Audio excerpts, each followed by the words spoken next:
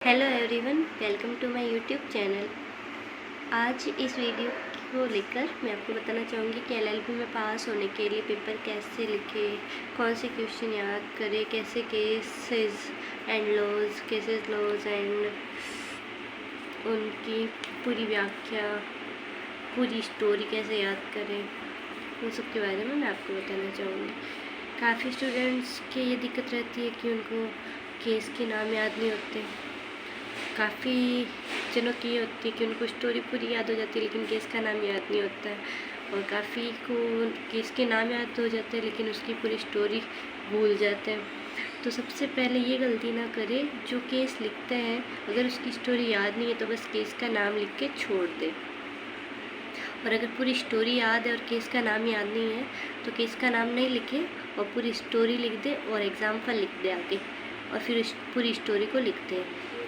इस तरह आगे क्वेश्चन चेक करने वाले एग्जामिनर को दिक्कत नहीं होगी और वो आपको अच्छे नंबर दे देगा।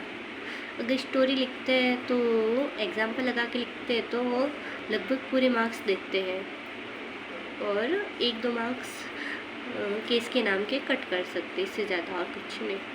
और अगर हम स्टोरी नहीं लिख पाते और सिर्फ केस का नाम याद रहता है तो केस का नाम लिख देते हैं, फिर वो केस के नाम 1, 2, 3 करके जितने भी केस के नाम याद है वो लिख दो जिस क्वेश्चन के उसके, और उसके बाद कुछ एग्जाम्पल बना के मन से कुछ एग्जाम्पल्स उस क्वेश्चन के रिलेटेड लिख दो।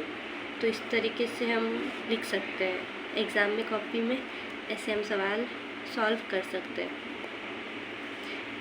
और इसी तरह किस तरह पेजेस भरने चाहिए, मतलब अगर बड़ा क्वेश्चन है तो 5-6 पेजेस कंप्लीट भरने चाहिए, और अगर छोटा क्वेश्चन है तो उसमें 1 पेज हो तो भी ठीक है। और छोटे क्वेश्चन में केस का नाम, स्टोरी याद नहीं हो तो उसके बारे में, उस क्वेश्चन के बारे में लिख भी दे तो भी चलेगा, और सिर्फ केस का नाम लिख दे तो भी चलेगा, 1-2 केस का नाम। तो इस तरह से हम आंसर राइटिंग कर सकते हैं। Thank you.